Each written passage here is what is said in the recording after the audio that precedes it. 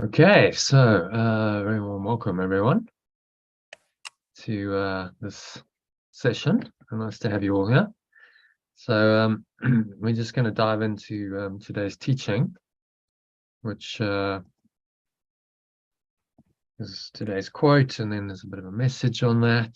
Then we'll look at the lesson, and we'll do a meditation on the lesson, and then we'll see where that takes us. So just going to share my screen with you. Just bear with me while I do that. Let's get, okay, so that's up. Make sure we've got, okay, there we go. All right. So share screen. All right, can you all see that? Mm-hmm. Great, so Aurelie, yeah, can you read that very short, simple quote, but it's a lovely one to lead us into the lesson. Yeah. You know, you have made the right decision when there is peace in your heart. This guy's actually a businessman, which just shows you truth is universal. Really, I often get asked the question, and maybe if you're teaching people as well, you know, how do I know when the guidance I'm getting is from my higher self or my ego? How do I know that?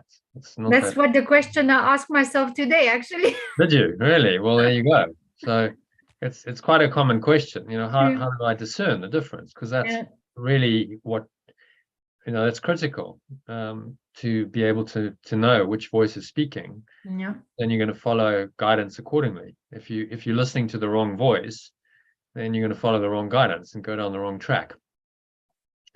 So it's a beautiful summary of this quote of how one determines this.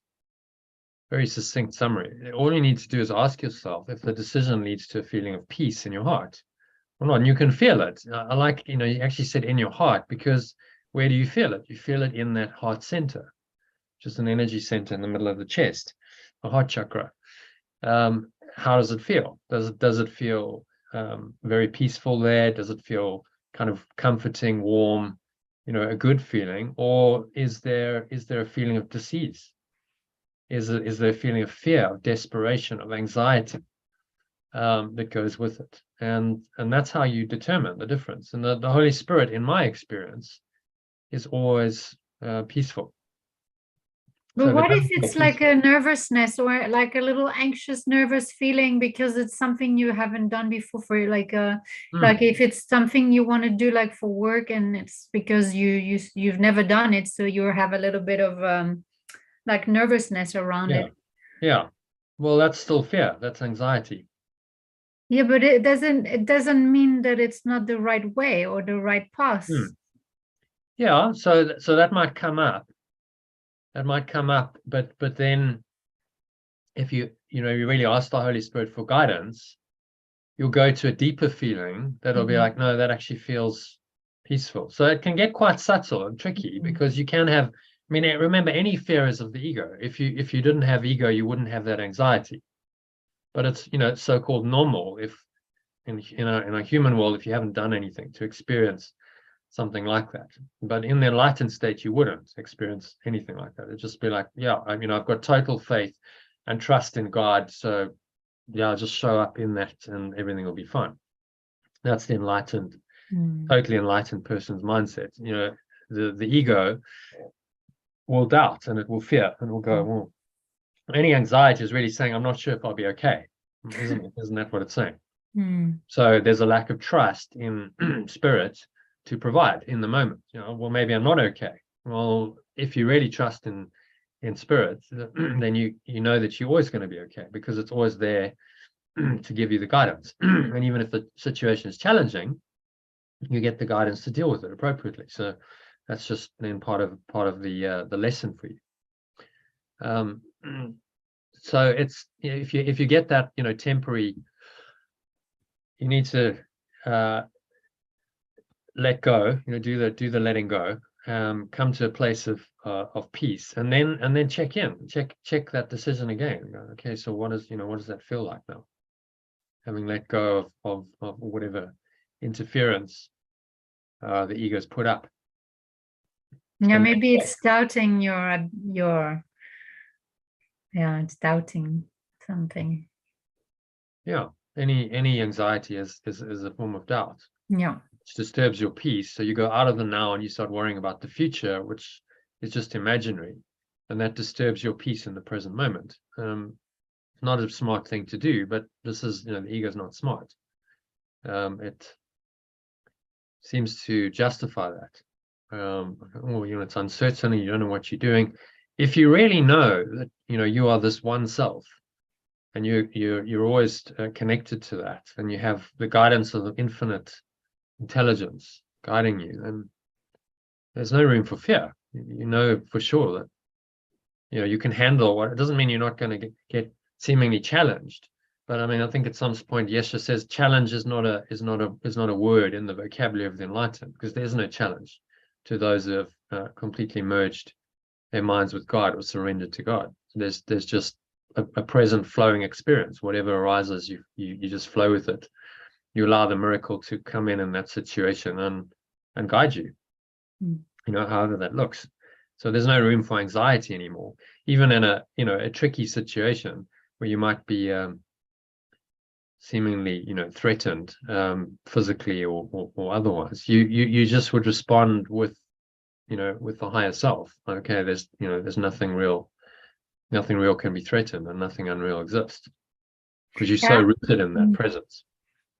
I was thinking, for example, like, before you do a performance or like singing a concert, doing a concert, and you stand in front of this massive audience, like massive stadium audience. And yeah, I know most people are going to feel that little butterfly or anxiety and feeling in the beginning, like in the first few, in the beginning. I mean, unless they've mastered the performance and the art of performing, and they know it's gonna flow and it's gonna be perfect and peaceful and beautiful, then often they part of their journey, if they performers and they're doing this, to overcome that fear, because they're not going to be able to perform very well if they're in that fear. So they have to let go of it. I remember reading accounts of one opera singer, famous opera singer, might have been Pavarotti or someone else, can't remember the name, but he would say, before his performance, he would like do this routine of saying, get out, get out, get out. So what are you doing?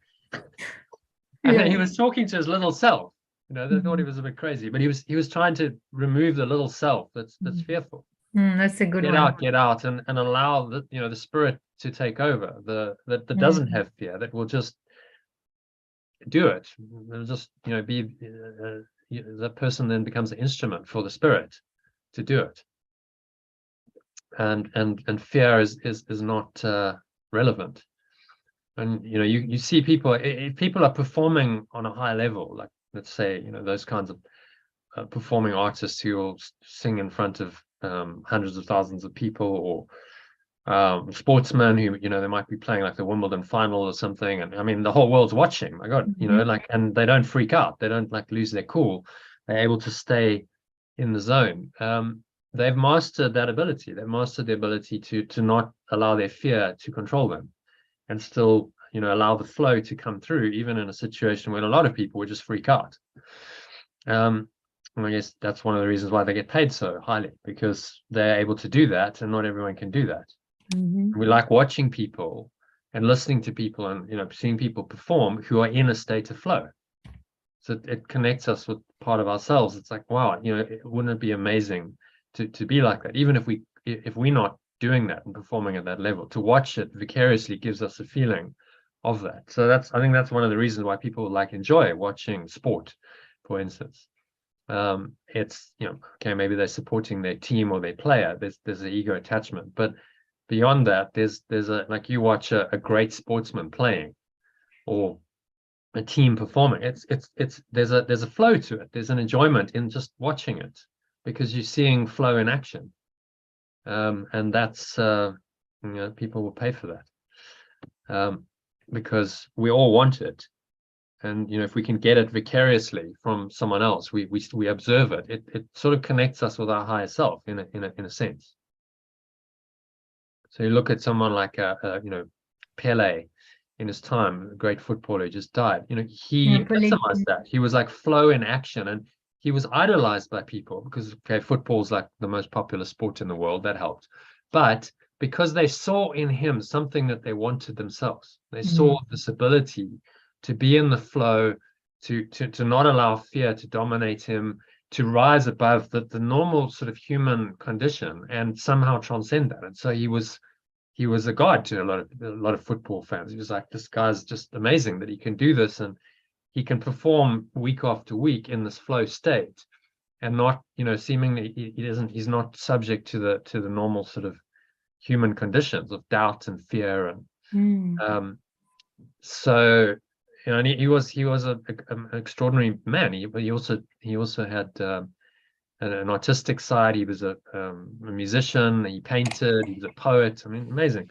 So he was clearly like tapped in. You know, he was able to tap into the spirit and allow that to do it through him.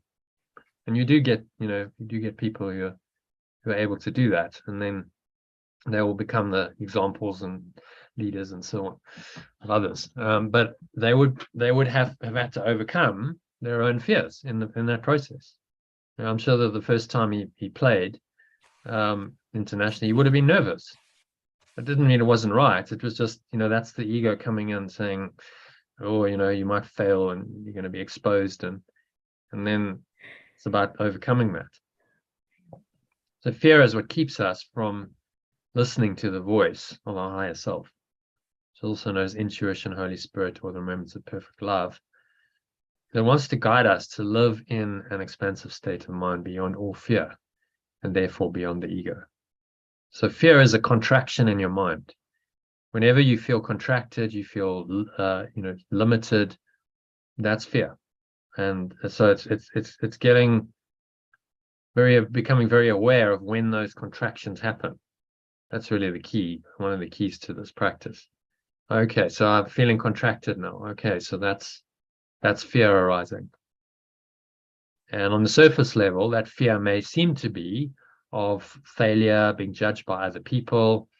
Perhaps you fear you are losing what you currently have in your life, so money, possessions, status, special relationships, health, or your human life. These are all, you know, seemingly justifiable fears. But actually what you really fear underneath the surface level of fear is that you'll lose your special identity, otherwise known as your ego. So that special identity is what we all cling to. And all of these things seem to be a threat to our identity, which then responds with this contraction we call fear, which of course makes it more real, doesn't it? It perpetuates and strengthens that separate self. The more you contract, the more you feel separate, the more that separate self concept in your mind is strengthened. So imagine existence as a separate self is threatened by any attempt to overcome fear and live a more inspired life in which you're open to the flow of life and willing to follow its guidance without resistance. Because fear is just resistance to this flow. See that? It's a contraction. It's like you're actually resisting that flow coming through, and that's what fear is made up of.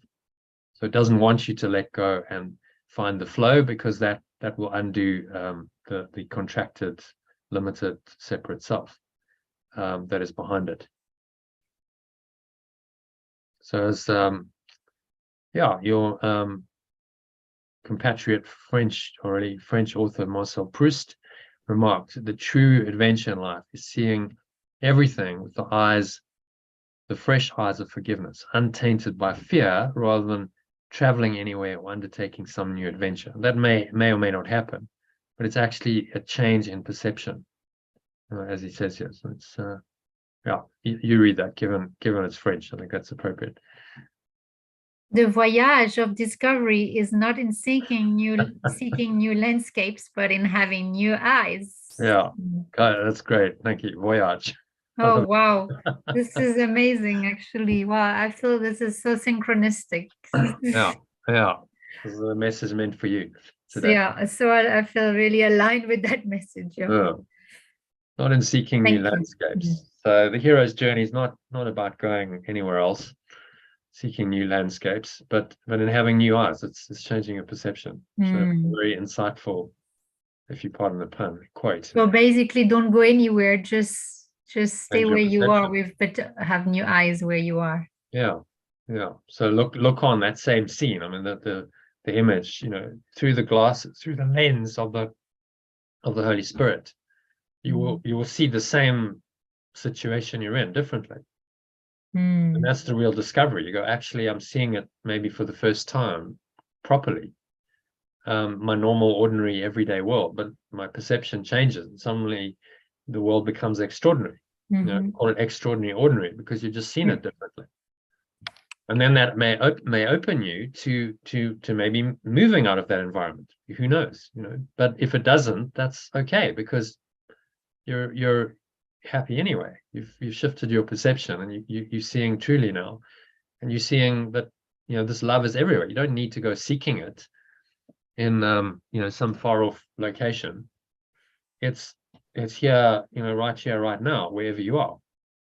It's available to you if you can just change your mind. So that's what we're going to be doing in this 6-week course. It's a voyage of discovery into your own self.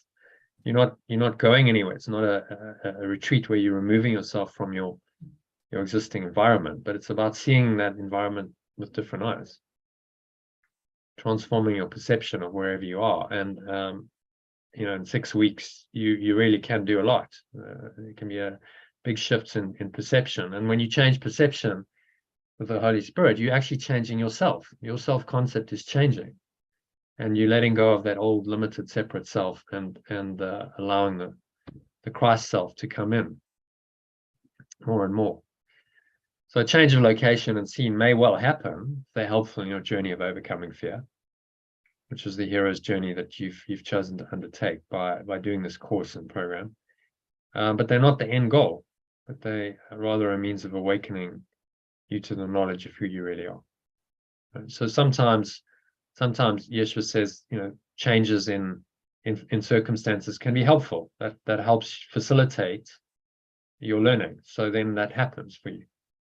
So whatever life situation you're in, that changes. You move places, you change jobs, you go into a different relationship, or you let go of an old relationship. These things can all happen as part of your journey, and that's totally customized. That's between you and the Holy Spirit. No one can tell you, what you should be doing. That's your own guidance, listening to this voice. That's going to guide you appropriately. It'll guide you to make the right decisions, and sometimes no decision is required. It just happens. So it just unfolds for you, and you're like, well, that's done by grace. I didn't decide anything. It just happened. So that can happen. I mean, I was listening to Tony Robbins. If you know him, he's know of him. He's one of the world's best motivational speakers. And he said when he was young, he was in high school, and his teacher called him in, and he thought, after class, and thought, have I done anything wrong? And actually, the teacher said to him, you have this great gift. I can see you're a great communicator, and you should enter this contest. There was some kind of speaking contest. And he never, no one had ever told him that before.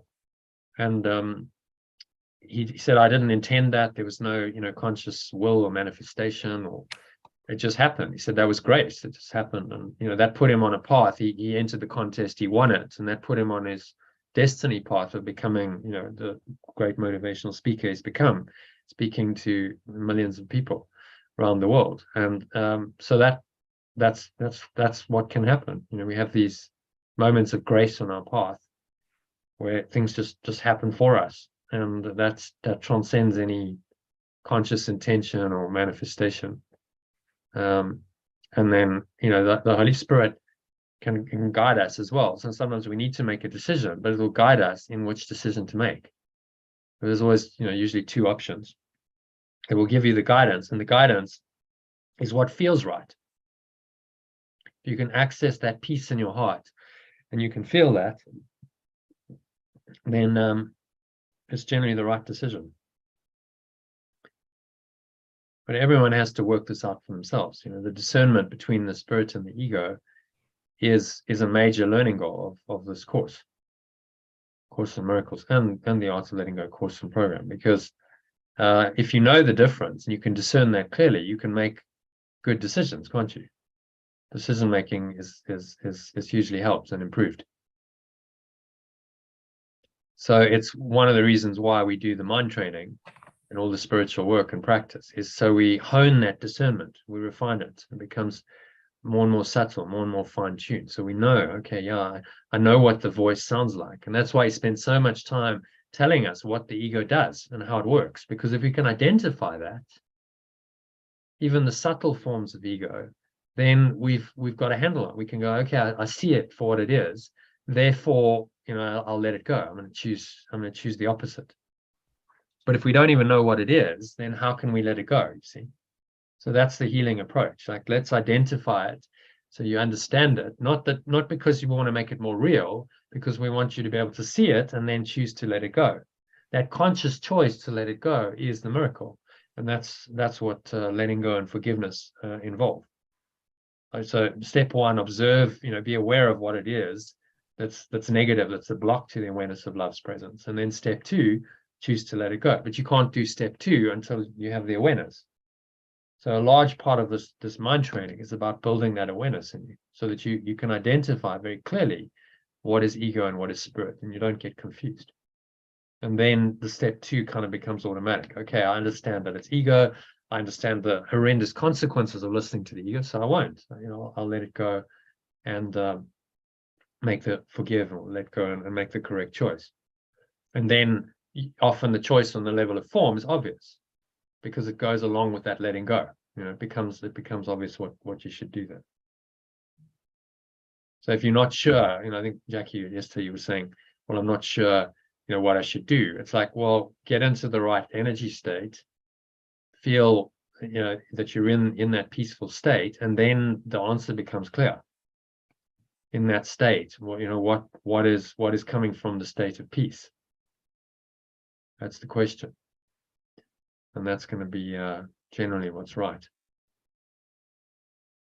And you can check it with logic, but often logic will deceive you.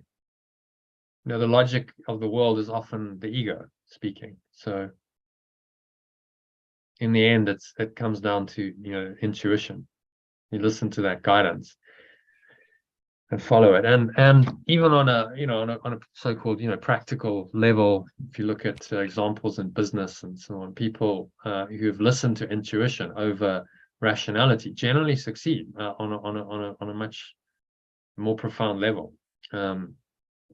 So example of that would be a good example, Steve Jobs, who was quite tapped into spirit. He'd gone and done some meditation in India. I think he practiced Zen Buddhist meditation, and he applied that, his whole life, and he tried to live by these teachings while he was doing whatever else. And he said that it's just about practicing and letting go of attachment. So in his journey, in his career, he had one situation early in his when they started Apple, and I think he went to visit some other computer manufacturer or something, and he saw the graphical user interface that then became the basis of Apple's Mac and PCs. And he said, no, we have to have this, because it's this kind of easy drag and drop and Windows and that kind of stuff. And he said, we have to have that. And his sort of other executives in Apple said, no, we can't afford this. We've already invested millions of dollars in developing, going down this track. We can't just write that off. And he said, well, if we don't do that, if we don't, and that's because I said, well, it might kill the company. His response was, well, rather we destroy our company than someone else does, because if we don't do this graphical user interface, we're going to be left for dust. Someone else will do it because it's superior. And so he had the guts to let go of what they'd invested years in developing, to open to a new way, which had just been shown. And he made that decision instantly, rather than hanging on. And as a result, the Apple Mac was born, and that was really what grew the company into its first phase of growth. So letting go can be, you know, hugely practical and valuable in even things like business. Just guide you to make the right decision. And I think a large degree of his success because he had this different mindset. He wasn't just your normal sort of executive. He had the spiritual side, and he had inspiration coming through, and so he could make decisions that to other people seemed crazy, but actually they made sense. Because he was tapping into the guidance, and long term they made sense. And he had to leave. He actually got fired from Apple, even when he was 30, and he had to leave, and then he was forced to go and kind of start again and develop some new technologies. And then Apple acquired, so 10 years later, 12 years later, Apple acquired those companies, and then he came back. And he said that was then the renaissance of Apple, because they were in trouble at the time. And those technologies that he worked on were then the basis of Apple's renaissance, where they brought in, the new technologies like the iPod and iTunes and all of that. And he said it was all part of the journey. It was necessary, although it was a bitter pill at the time, being fired from the company you've started. He realized that actually it was necessary to keep him really doing what he loved doing and being creative. That was necessary, and it all kind of played out in time. He saw how that was all perfect in its imperfection. So that's, in often trauma and crisis, it seems to be traumatic and terrible, but actually there's a great gift in it if we can see it. And it's just being able to discern the difference and be able to let go. He had to let go of his trauma over being fired and the sense of being a failure, and go, well, I still enjoy what I do. I'm only 30, I've still got energy. Assuming he had some financial resources as well. And okay, I'm actually in quite a good position. This is good. I can start again, and I can, adventure and develop something new, which I couldn't have done if I was just, doing the same old thing at Apple. So, it is all perfect in its imperfection. So if anything's troubling any of you at the moment, ask yourself where you can let go. What can you let go of? What are you holding on to? And if you can let go, then you tapping into guidance, and you'll be guided as to what to do. So that's always the first thing. I don't know what to do. I'm confused. Okay, well, let go, find peace. You let go of attachment to outcome. You let go of fear, anxiety. You bring yourself into the present moment. You're open to pure formless awareness, perfect love, and then you ask for the guidance, and then it comes. I'm just going to show you this diagram actually, because it might be quite useful. The Holy Trinity. No, what do we want? Timeline of consciousness. This timeline of consciousness shows it quite well. So we've got this double arrow.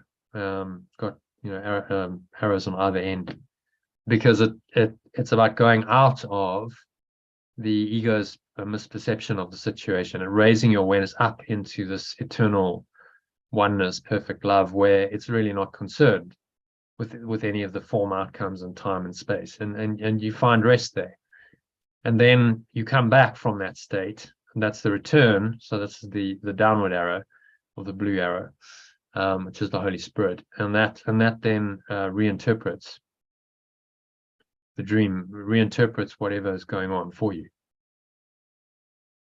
And that's when your guidance comes in. So you have a different perspective, and a different, fresh eyes, different outlook, and that changes your perception. And from that changed perception, guidance can come, and that then can cause the dream, the level of form, to change, because you make a different decision, you take different actions. And that's how the Holy Spirit comes in and influences your path and can profoundly change your life.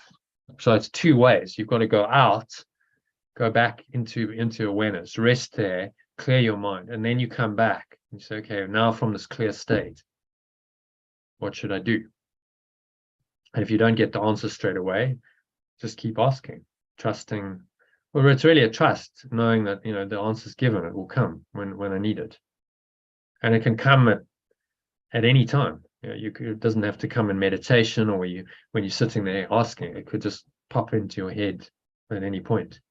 You're driving, you're cooking. I remember once I was cooking and I got chopping vegetables, and I got an answer that was really very helpful. Just download it, and it's like, okay. My mind was quiet. You see, chopping vegetables quite meditative, so my mind was quiet. I wasn't actively thinking about anything, and then I'd asked for guidance, and in the quietness, it just dropped in, and it gave me the guidance I needed,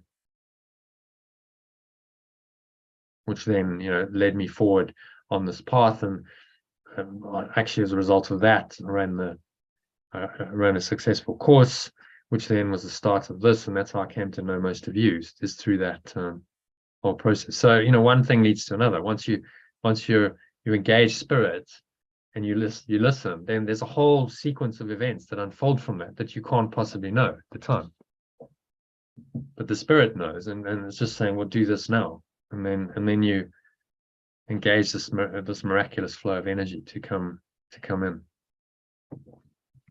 Okay, so any thoughts, questions on any of this? Comments from anyone? Yeah, something just dropped in a bit deeper while you were talking about. So if I was to ascertain if I was in ego or spirit, so I'm using EAM, I know, so I've got a method to do it. But if I check to see if I was in ego or spirit, and if I was in ego, just let it go, and then check I'm 100% in spirit, it would really clarify my choices in life. Then I'd be working from spirit all the time. So that's just dropped in a lot clearer. So thank you for that. Obvious. It's like getting into the right state of mind. That's really the key. Can you be in that really peaceful, connected state where you're open to guidance? And that's not like I'm trying to solve the problem. That's like, no, I'm not in charge anymore. I'm letting this go. I'm letting go of attachment to outcome.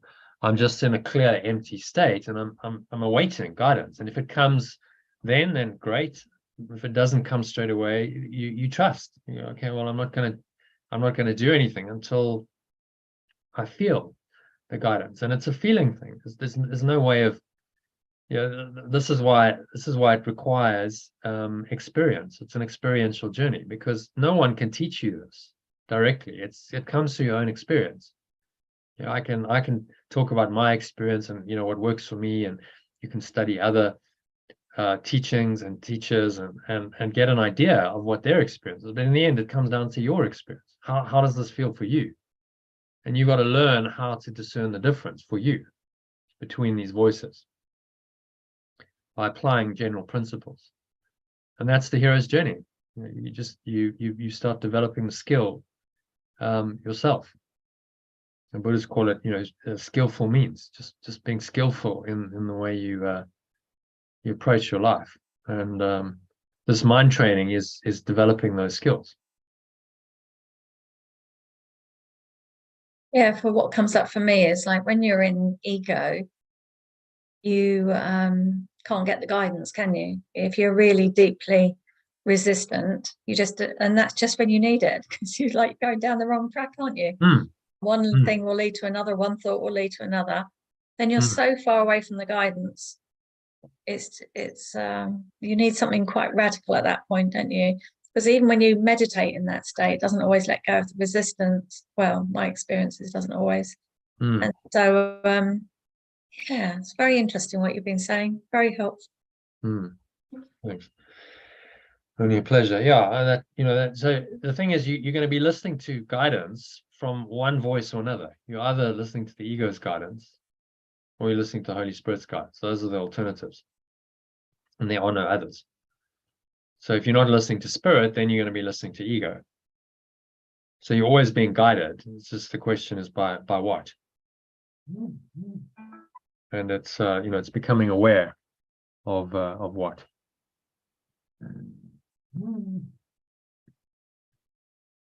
So this mind training is designed to help you to become aware of what it is that you're listening to. More and more aware, subtler awareness, so that you can't be fooled by any of the ego's tricks, because it's got many tricks and disguises, and Yeshua pretty much identifies all of them in his course.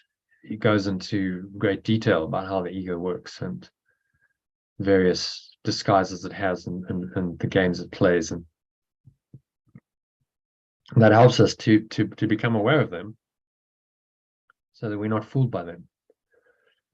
Once we know that that's false, the false voice, we can then open ourselves to the true one by letting it go. So identify what's false and let it go, and then what's true will arise naturally in your mind. That's the methodology. You don't have to try and get the guidance. By definition, if you're trying to get guidance, then that's probably the ego, because the ego, it only knows stressing, straining, striving. That's its program. Or I've got to tap in, I've got to try and get this guidance. No, that would then be an ego thought, which is going to block it. So that would be something you let go of, and you go, I'm surrendering, I'm in peace, and from that peace, I know that the guidance will come. So there's a certainty, there's a faith, there's a trust in this, eternal, infinite presence that's always there. And when you need the answer, it will come. And the more you do that, initially you might have some doubts, but the more you do that, the more you start to have faith that, yeah, I absolutely know the answer will come. There's always a way when I need it most. And you learn to have faith in that. And then you learn that miracles are always possible. And no matter how tricky, difficult a situation seems to be, the guidance is there for you. And you can tap into it. So you learn then not to succumb to fear, and to remain open and awake to that guidance, even in extreme temptation, even when it seems really, really challenging, and the circumstances you're in can seem to be pushing all of your buttons. You can still listen to that guidance. It's really the message of the crucifixion. You're saying, even in that extreme situation where he's been betrayed and beaten, and now his body's been killed publicly on display, he can still listen to guidance. That was the message. Forgive them, Father, for they know not what they do. He can still tap in to the guidance and allow that voice to speak through him. Okay, so any other comments, questions, insights, miracles to share related to this?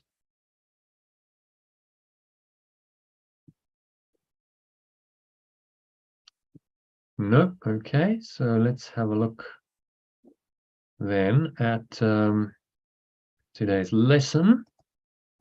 Let's just find the right one. Oh.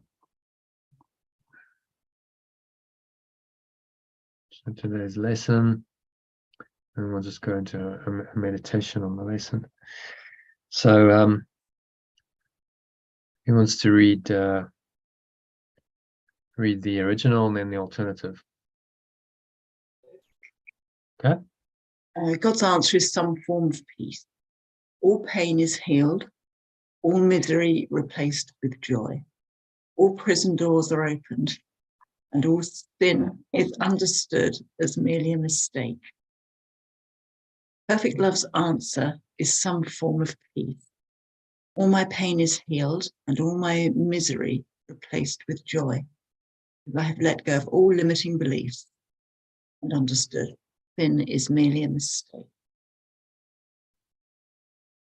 Oh, so any thoughts on that?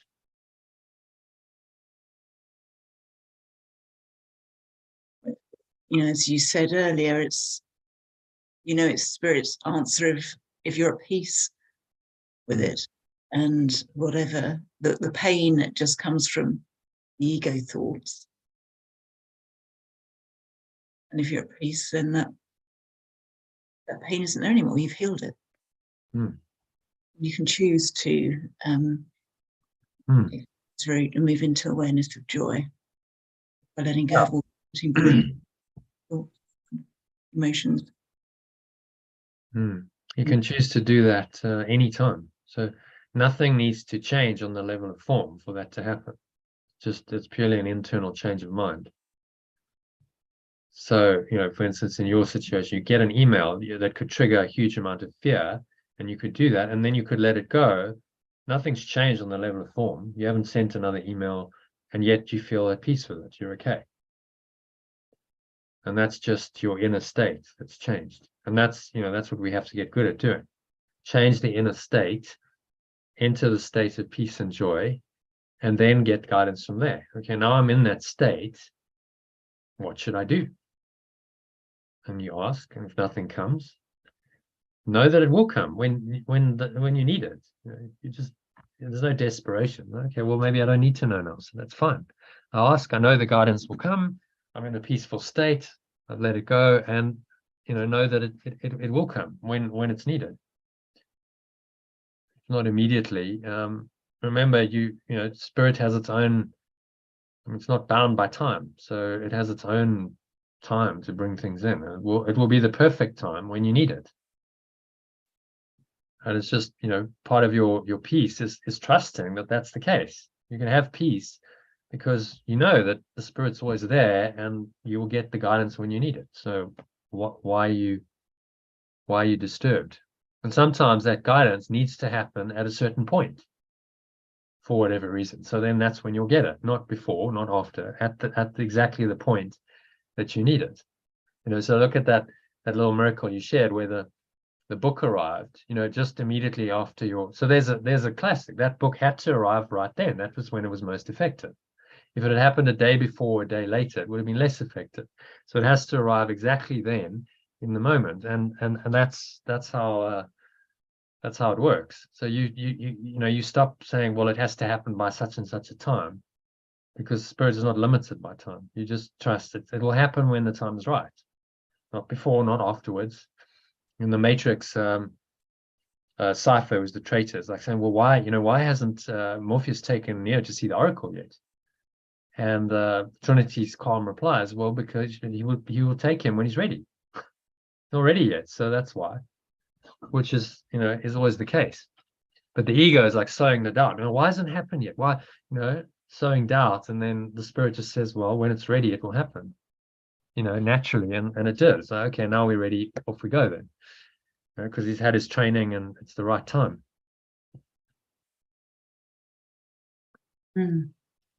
So you can really, if we start to tap into this guidance, peace is natural. We're like, well, I'm always supported. I'm always guided. Everything's okay. I know I'll get the guidance when I need to. There's no need for anxiety. And if anxiety comes up, that's a sign that you lack faith. So then there's more letting go to do. Let go till you find the peace, and from that peace, guidance will flow and miracles will flow. Mm-hmm. Yeah. So it's really very simple, but to practice it requires some mental discipline, isn't it? And we don't get taught this. Who taught you this when you were young? No one taught you this. They teach you to get attached to the world and to, oh no, you need to worry about that and be very concerned about that and do something on the level of form. No one says, okay, just, Jackie, don't worry, just let it go, find the peace, and it'll all work out and you'll be guided. I mean, who tells you that? No one. Because, the adults in our lives don't know it themselves. They don't have that same trust. If you have someone like that as a kid, you're very fortunate to teach you that. But so most of us have to learn it in later life when we go on a spiritual path, and we start to have to undo all of that really bad teaching in fearful ways that we accumulated over a lifetime. Okay, so let's go to paragraph, first paragraph, only paragraph of this lesson. So who would like to read? Let's do it two lines by 2 sentences at a time. So Yad, would you like to read number 1 and 2 of the original, and then the alternative down below in the grey? Father, today we will forgive your world and let creation be your own. We have misunderstood all things. My source today, I let go of the world and let reality be your own. I've misunderstood all things. Yeah, it's a little, this I think was honestly is an error. We will forgive your world. Father, today we will forgive your. Did that make any sense to anyone? Or did you kind of go, that's a bit of a non sequitur there. That doesn't quite follow.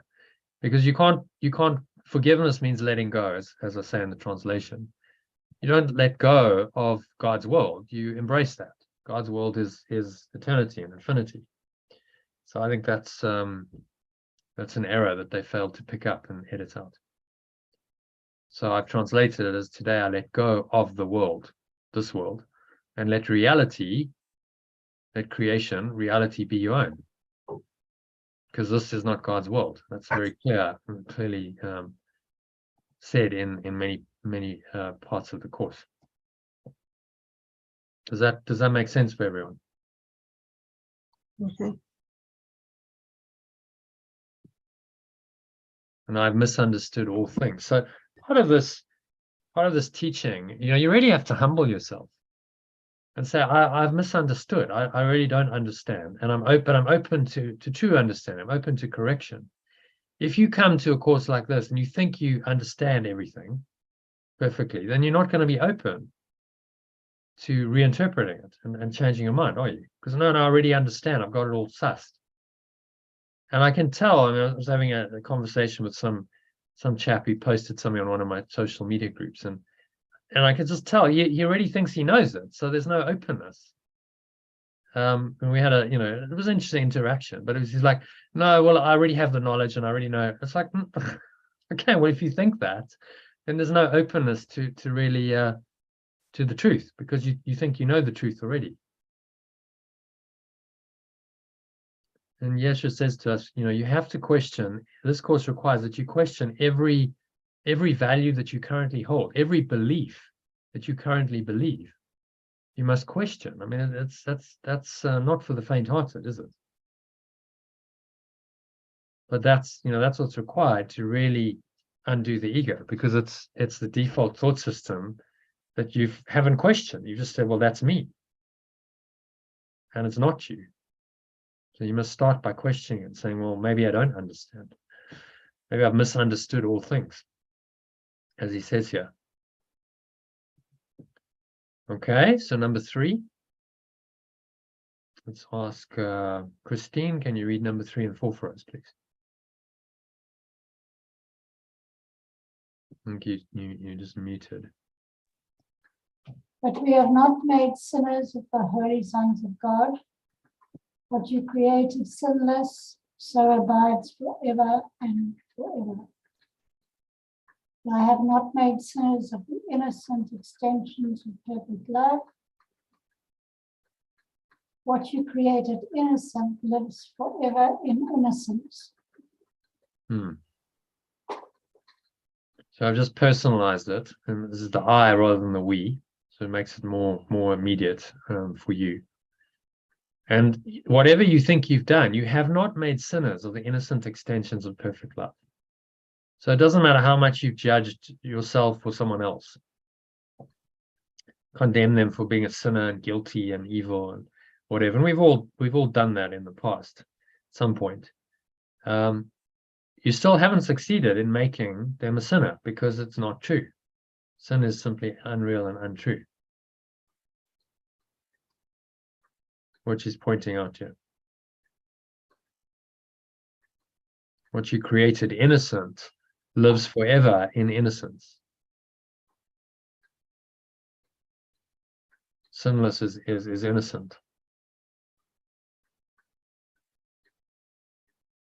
So as it was created, and we'll change that to extended, so it remains. Which must be the case if it's permanent and eternal. It can't change. You see the logic? This is its original nature, extended by spirit, by source. So then it must still be the same. You must forever be innocent, irrespective of what's happened in the dream. And that's what he's reminding us of. Okay, any thoughts on that? Questions, comments?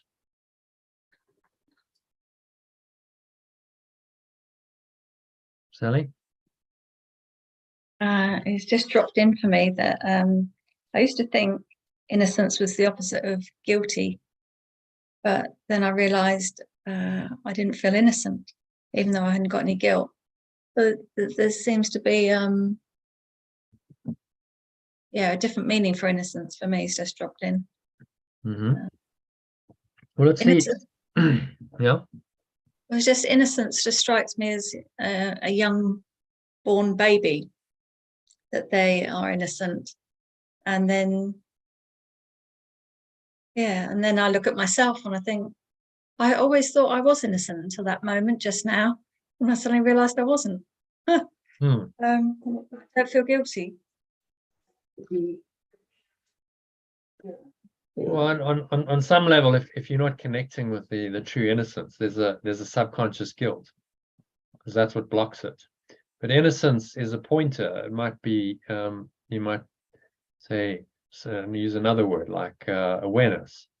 You know, pure formless awareness is naturally innocent, isn't it? There's nothing else to be aware of.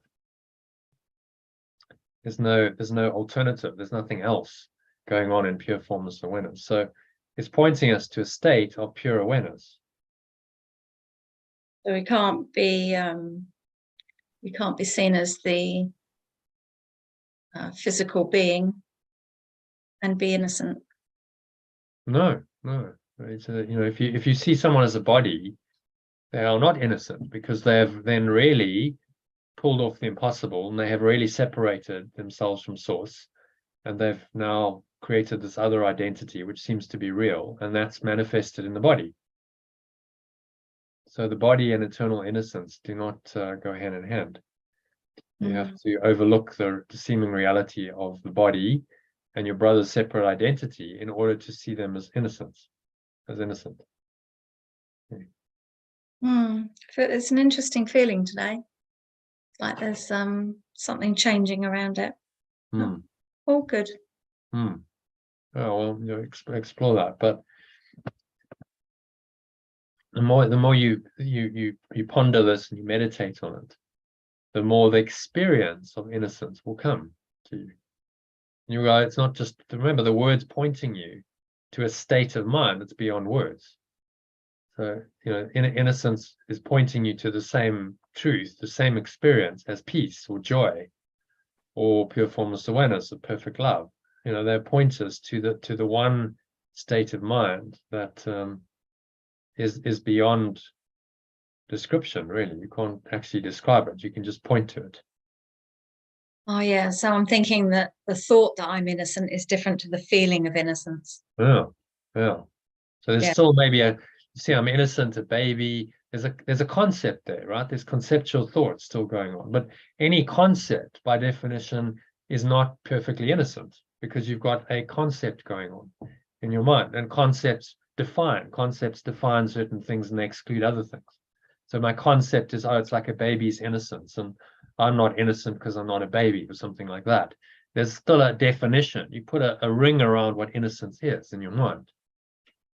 But it's way, way, way bigger and deeper than that, because it's the infinite, pure formless awareness, eternal, infinite, spacious awareness is what innocence is pointing to. And there's no concept there. There's nothing to define it. Say, well, that's innocent and that's not. It just, innocence is the isness. It's the what is that just is. And so, of course, that's perfectly innocent, because there's nothing else to be aware of. There's no other awareness going on. You never did separate and become a body, and the dream never happened in that awareness. So it's just another pointer. Use it if it works. It's the antidote. He's using it in response to the idea of sin. So he actually uses sinlessness. Remember, I'm translating it. Sinlessness is innocence. But I think it's more powerful to use the positive, affirmative, to say innocence rather than sinlessness. What do you think? Does that work for everyone? Works for Jackie. I So- for me, it resonates more. Sinlessness, say sinlessness, and just see how that feels.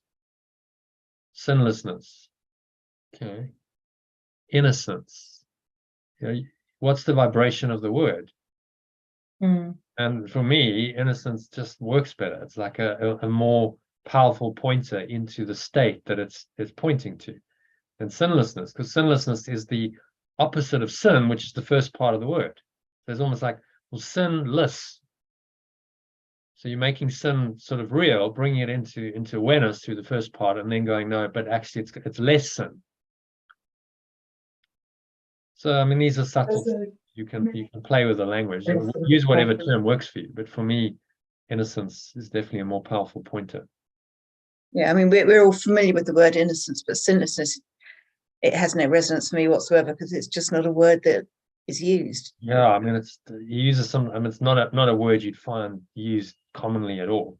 Maybe in an archaic Only in Bible the or something. maybe, yeah. Yeah. Only in the course have I seen it used. So, we just changed the language, and remember, the words are just pointing you to a state of mind. So the words don't really matter. Just use the pointers that are most helpful, rather than get hung up on the dogma. So, you know, some course fundamentalists will go, oh no, this is terrible, sacrilege, you're changing the words. But it's not about the words. The words are just pointers to a state of being, which he says, you know, it's about a universal experience. It's not about theology. And we're moving beyond words. This is about, you know, letting go of the words. We don't need so many words anymore because we're going into the experience of that innocence. And innocence, if innocence works for you as a pointer to get you into that experience, then great. And if some other pointer works better, then that's fine. You know, Yeshua wouldn't be attached to the form of his words, because then he would be in the illusion that the form mattered, that the words mattered. So, you know, this is all done with guidance of spirit to reveal more. There would have been a reason at the time that the course was given in the 60s and 70s that this language was used. Maybe it was very relevant then. It was necessary to bring it into people's awareness as, okay, it's connected to Christ and Jesus's teaching, and that was part of its development and evolution. And now, you know, we're 50 odd years down the line. Maybe it's time for something else, and then the spirit brings it in, and you know, that's so it's evolving. Although the truth is always true, it doesn't change. In the dream, how that's experienced seems to change and evolve, and that's part of what I think is necessary to reveal more of the truth. If you look at people like Yeshua and the Buddha, and they all came in and they changed stuff. They didn't just go with the status quo. They were change agents. They said, no, the status quo isn't quite right. So here's an alternative. Here's a fresh interpretation, which is why they became known as great teachers. If they just gone, okay, well, I'm just going to stick to the stock standard line of whatever the day is, you know, there wouldn't have been anything fresh. So it's about, you know, allowing the spirit to bring in this fresh inspiration into the world through you in your own unique way. It's not really yours, but it has the flavor. See, this is the genius of the spirit. It can use your separate identity, your special identity, and whatever talents and abilities and skills and experience you have, and it can use all of that to give the flavor, the fragrance, if you like, of oneness, and it will bring that perfume into people's lives in a way that is meaningful for those people, that they can then accept that and they can learn from it, because it's got that particular flavor, which seemingly is different from other flavors or fragrances, whatever language you want to use, but that's why there's many teachers required, because there's going to be people who resonate with different you know, teachers and teachings. And so there will be someone or people out there who resonate with your flavor. And if you find that flavor, you allow the Holy Spirit to direct you, then you're on purpose. You're living, you know, according to the Holy Spirit's guidance.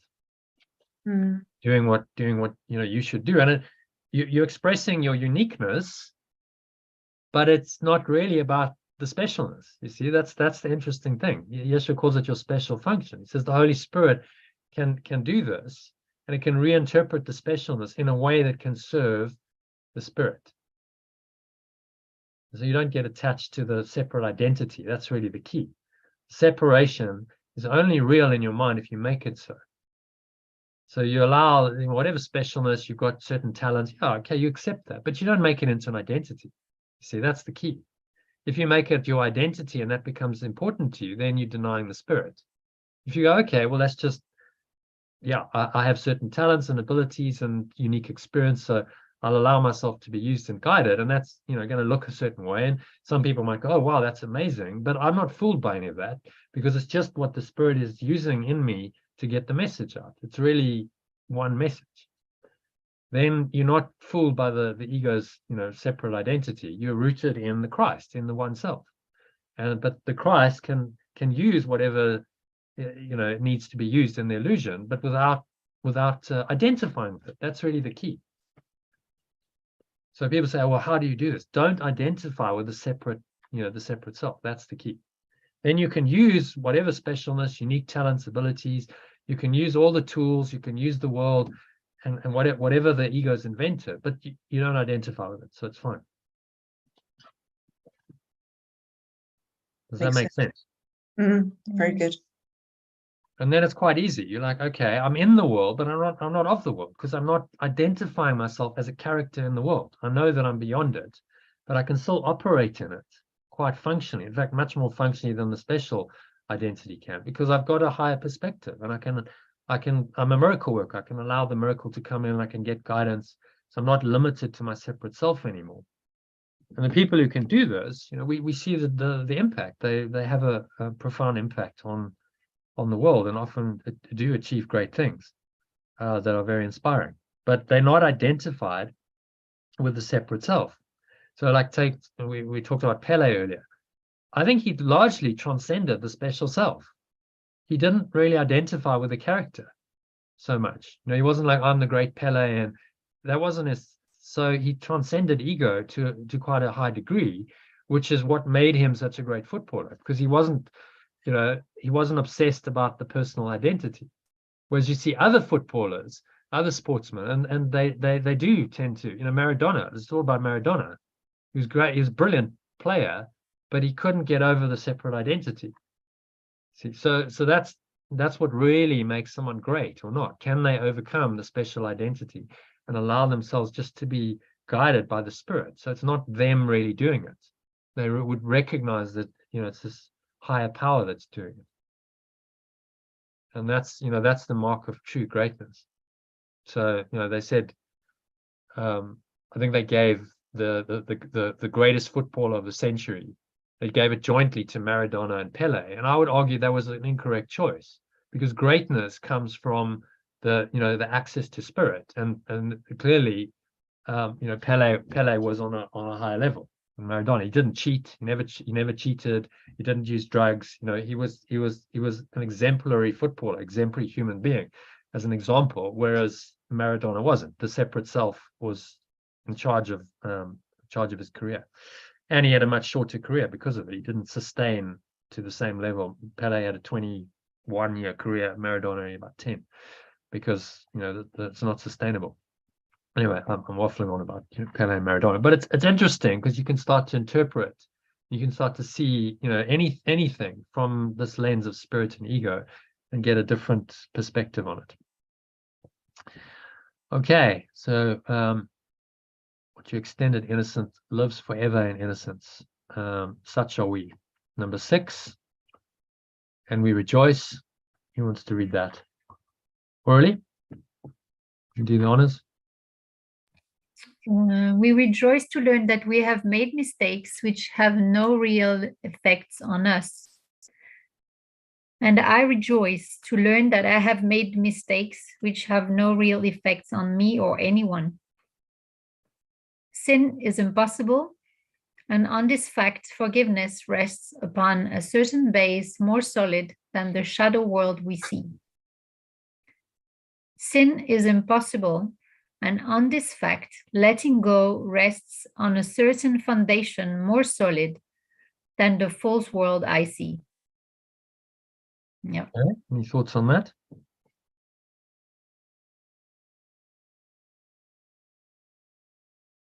It's clear. Hmm. Seems clear. Very clear. It's a very clear teaching. Yeah. I rejoice because it's just a mistake. You know, this is Yeah. an error. As long as you're letting go of your mistakes and Yeah. releasing your mistakes and Yeah. correcting your mistakes. Yeah. Yeah. And the correction is just, well, actually, they have no effect. They have no real effects on me or anyone. Mhm. Whatever seems to happen in time, whatever my life situation is, because of that, I'm not really affected. On a spiritual level, I'm unaffected by any of that. You know, I am still the one. I'm still what I am. I'm still that innocent, holy, perfectly aware being, and unaffected by whatever's happened in time. So it's total freedom he's giving us. Saying, so we rejoice because it's like, okay, it's just a crazy mistake. It's a tiny mad idea blown out of all proportion into all of these forms that seem to be so, you know, difficult and challenging and painful and suffering and all of this. But it's just a crazy mistake, just a tiny mad idea It's part that of the we believed in, lessons. that's gone blown out of all proportion and made into something that's apparently real, and it's not. It's part of the learning. Hmm. It's part of our learning, our lessons. That's why we have all these daily lessons. It's part of Yeah. our learning. Yeah. Yeah. To realize that it's, you know, on this fact. So fact is truth. On this fact, sin is impossible, right? On this fact, that's fact. Now the ego is going to dispute that fact, isn't it? You know, well, how can you say that?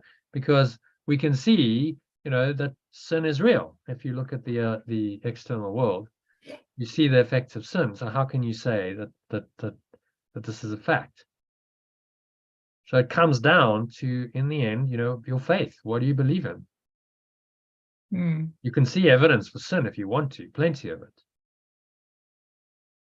That's if my you- sin so often, not trusting enough and having faith in the miracles. Yeah. Having faith in the truth. So when you have Truth. faith in the miracle, you have faith in the truth that sin is impossible, right? This is an impossible idea that's gone completely crazy, blown out of all proportion into this crazy alternate reality we're now living in. But it remains impossible. You see, even though that seemingly has happened, sin remains impossible, even despite the impossible seemingly happening. And that's the spiritual truth that you then are holding to, saying, okay, so none of it then means anything. And that's the only way out of this. There's no other way out of the dream. Because as soon as you make it real, you say sin is possible, then you're in the alternate world that sin has created. And there's no escape from it.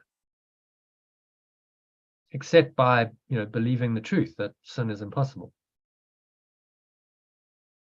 Mm. Therefore, none of its consequences are possible either, you see. All the consequences of sin are simply impossible, then, if sin is impossible. See that? Let's just find this.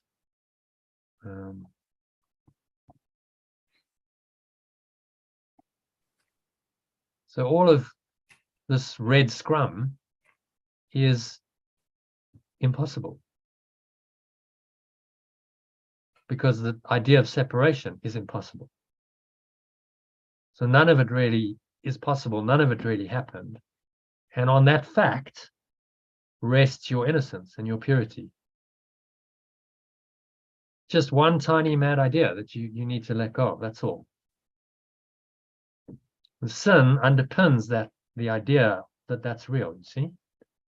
Because in order to have sin and guilt, you must believe that you really have separated from oneness and you have destroyed oneness or love. You've done this terrible thing. This is your crime, for which you now must suffer and be punished. But it's not true. The fact of the matter is you are still this awareness and nothing else. That's the fact that he's talking about. On this fact, sin must then be impossible. Separation must be impossible. The entire dream must then be impossible. And now you just realize you're living in an impossible dream. Which when you do realize it, then the dream ceases to be real for you. It's just impossible.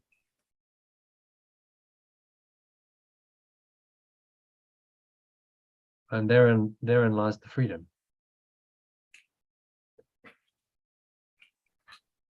Okay, there's lots of quiet. Everyone get that? Mm-hmm. Good. Okay, so number 8 and number 9.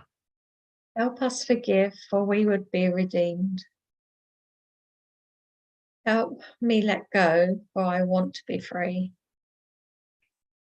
Help us forgive, for we would be at peace. Help me let go, for I choose to be at peace. I do. So very simple. He's just saying, just let go and then peace will be yours. Everything comes from one thing. He's asking us to do one thing in this course, and that's to let go. One simple thing. Can you just let go of your mental and emotional attachment to the false, to what is untrue? That's all that's required. That's all he's asking us. And he says everything will come from that. Your peace, your joy, miracles, solving problems on this level of form, finding your higher purpose, all of it will follow if you can just do this one thing. Simple, but not necessarily easy. Because we're attached, and so to let go, we have to confront that attachment. And it feels difficult, and there's a struggle. And that's an existential struggle, because the ego wants to continue existing. It doesn't want you to let go. It wants to keep that self-concept, which is made up of these attachments, going. And so when you're letting go, you feel like you're actually letting go of an identity, and a part of you is dying, which it is. And that's why it's difficult for people to let go. But nevertheless, we must do it.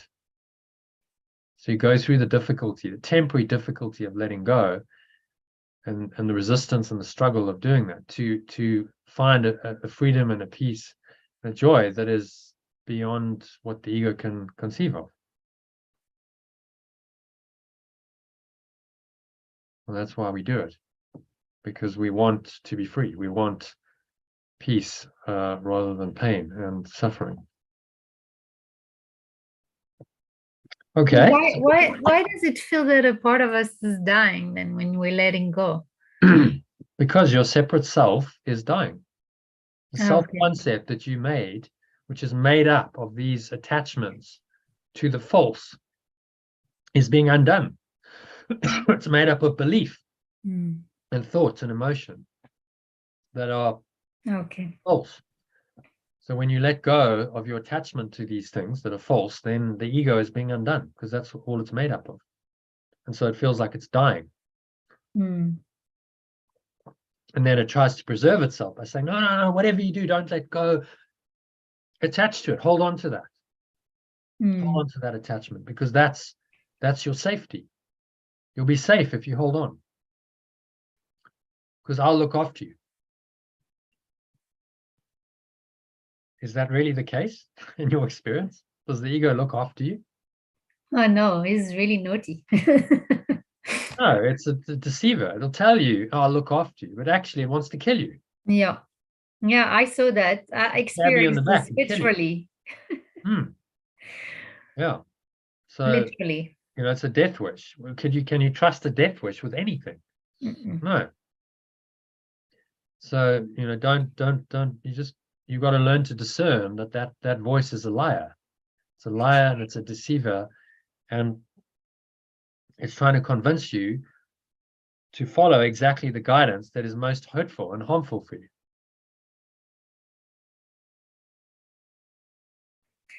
So why would you listen to it?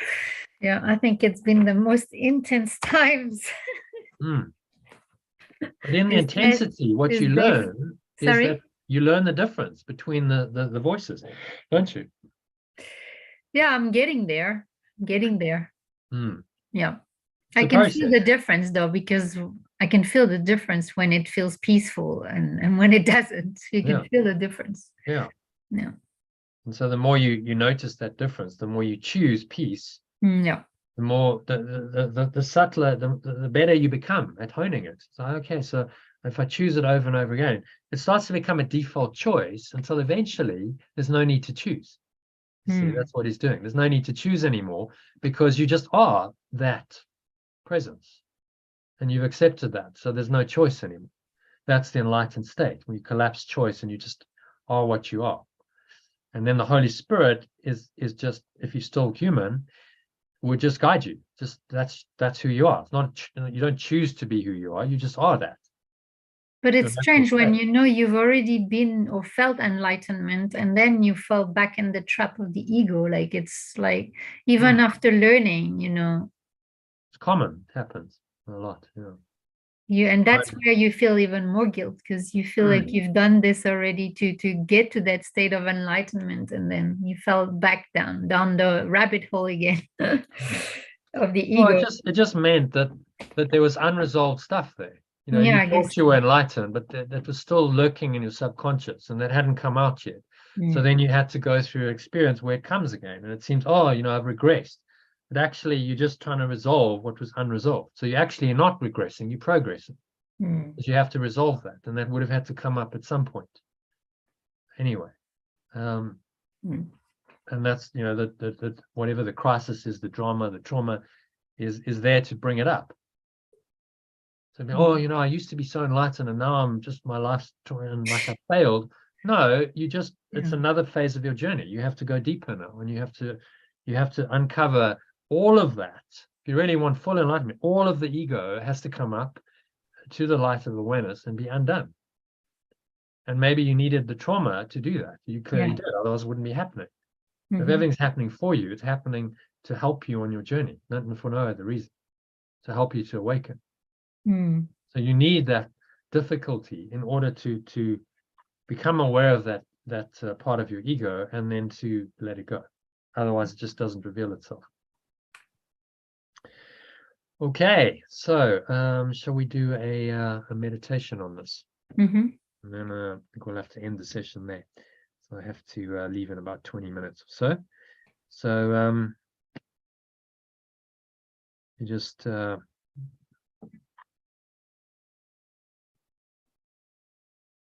make yourself comfortable. Bring yourself on mute. Just mute everyone. So sitting comfortably in your favorite meditation posture. Sitting on a chair, feet shoulder width apart, back straight. Cup your hands in your lap. Close your eyes. And start off by taking a nice deep breath in through the nose. So breathing in, noticing how the stomach rises and the chest rises. Subtle flow of air in through the nostrils.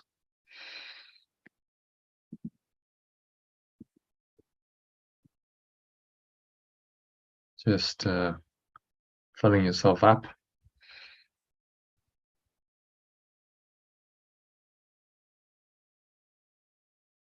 Pause at the top of the inhale.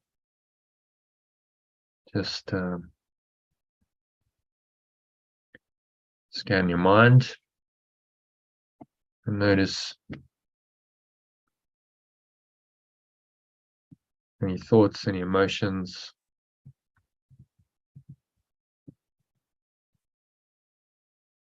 any sensations going on for you in the body.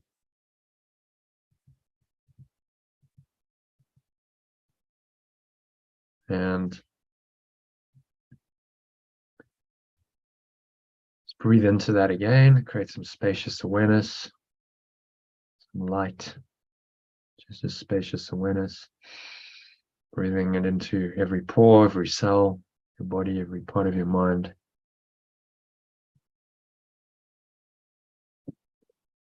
Every fiber of your being is in this loving awareness.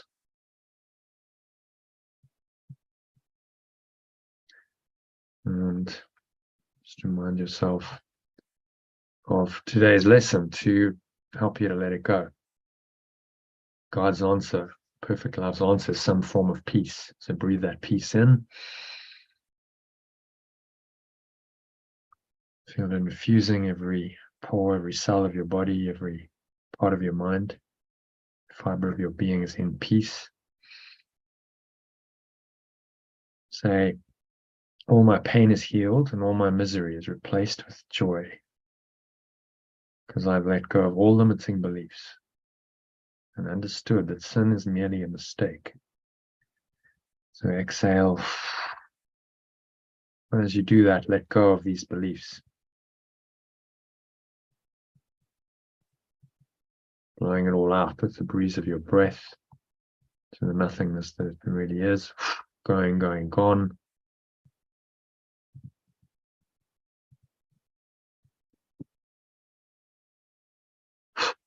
The lower stomach into the spine.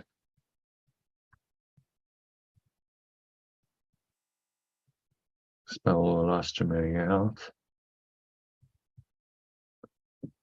And just rest here in this peace and stillness.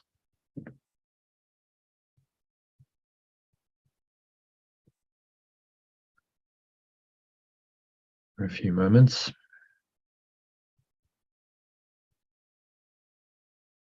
Breathing in and out through your nose.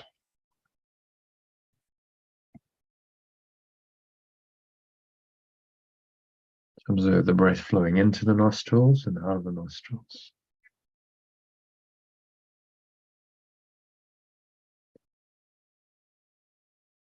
Just allowing your mind to empty all thought. Just observe the breath. In this emptiness, this spacious awareness, peace will arise naturally. To have an experience of what these words are pointing to.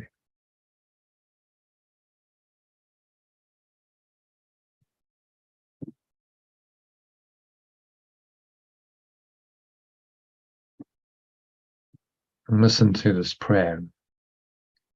Say it to yourself in your own mind.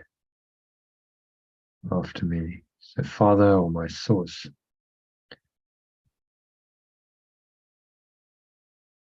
Today I let go of the world. And let reality be your own.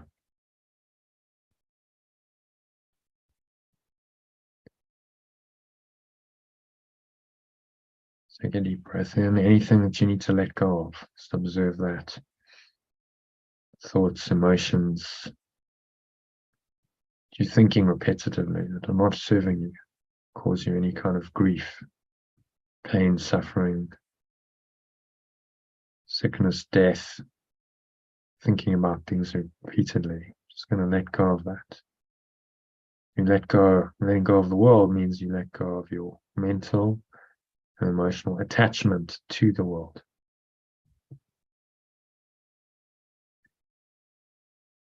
And let reality be your own.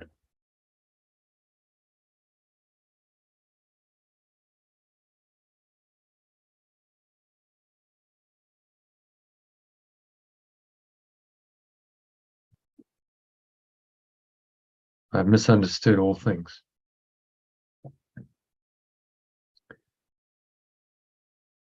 So all of my pain, my suffering, is just a result of misunderstanding. Misunderstood who I am, so I misunderstood reality. But I have not made sinners of the innocent extensions of perfect love. Doesn't matter how much I've judged, condemned myself or others. It's not possible to really make sinners of what is perfectly, permanently innocent. What you extended innocent lives forever in innocence. Whatever, how it was created, extended in this innocent awareness, pure formless awareness of perfect love is perfect innocence. That must live forever in innocence. Sin and guilt are not possible. Such are we, living forever in innocence.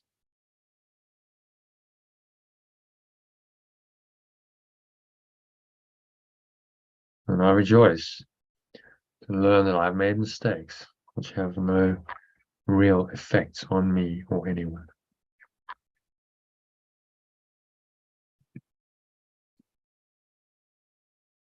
Sin is impossible. On this fact, forgiveness or letting go rests on a certain foundation, more solid than the false world I see.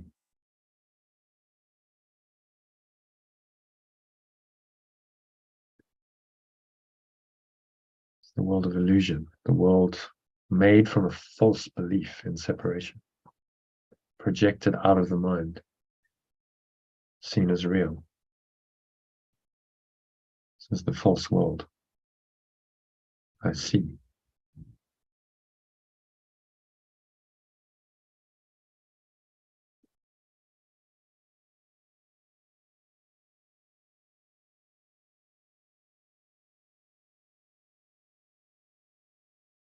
So help me let go. You ask Source, Spirit for help in letting go, for I want to be free. Help me let go, for I choose to be at peace. So breathe in, nice deep breath in. Just become aware of anything that's troubling you, any thoughts, any emotions, related body sensations. Emotion shows up as body sensations. And ask for help in letting this go.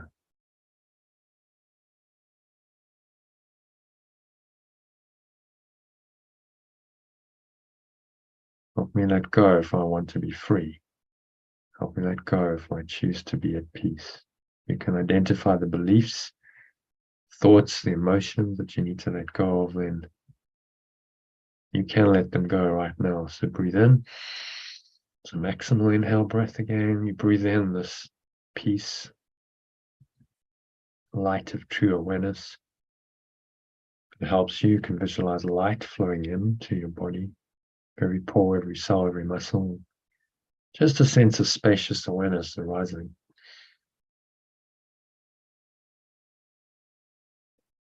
Now you're going to just drop or let go of whatever the attachment is, which will feel different. It won't feel spacious and open and aware. It'll feel contracted and limiting and not peaceful. So you bring the peace into it, feel that dissipating, and now choose to let it go. Say in your mind, I choose to let this go, knowing that it doesn't serve me at all. So exhale out, just letting it all go, blowing it away with the breeze of your breath.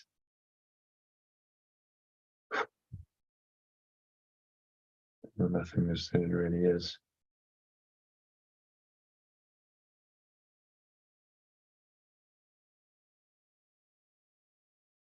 And you just rest here in a state of deep, peaceful rest at the bottom of the exhale.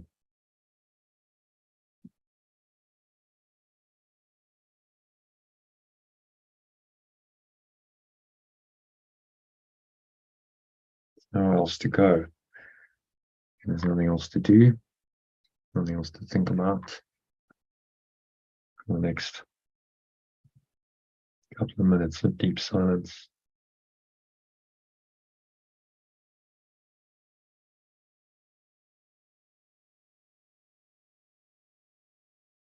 Just breathe, relax, be still, and surrender in to that stillness, to the silence. Let the peace envelop you.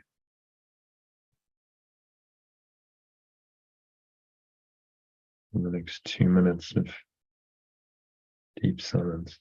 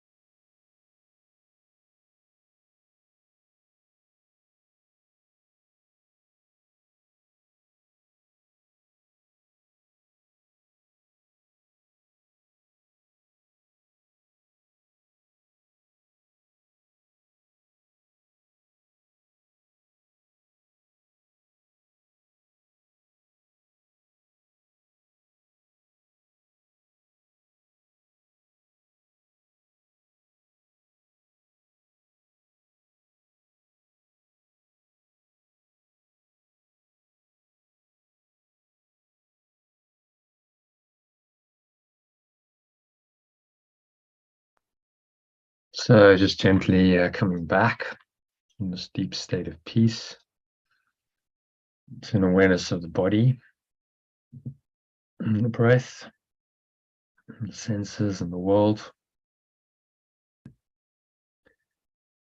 And on the count of 3, you're going to open your eyes. So 1, just breathing in. Breathe in this peace to every pore, every cell, every muscle of your body, every part of your mind, every fiber of your being. It's in the peace of God or pure formless awareness. Peace of perfect love.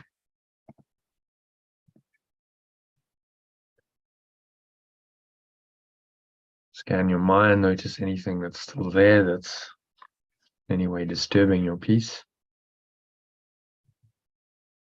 Bits of anxiety, scraps of anger, frustration, whatever it is, and you just remind yourself that perfect love's answer is some form of peace.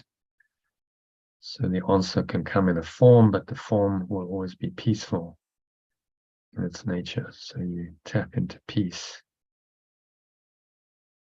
So all my pain is healed and all my misery is replaced with joy, because I've let go of all limiting beliefs and understood that sin is merely a mistake. So you blow all of that away. Whatever that fear is, anxiety, frustration, anger, let it all go like a black smoke leaving you, going, gone with the breeze of your breath to the nothingness that it really is. From the lower stomach into the spine, expel the last remaining air out. And you just rest here. In deep peace and stillness for a few moments. So notice on the count of 2, the weight of your body. Pressing down into the chair, your feet touching the ground. Notice what you're feeling, your hands touching. Maybe there's a subtle taste in your mouth. Notice that. Notice what you're hearing.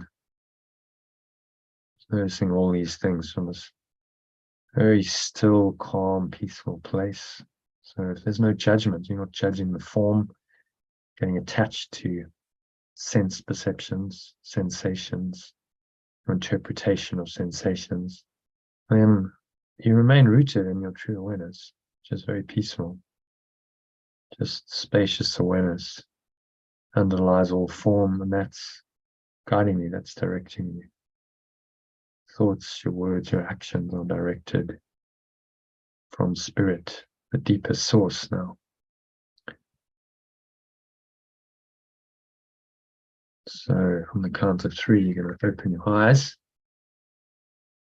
Just take a minute to look around, to observe any object randomly in the room around you, or it could be a body, another person.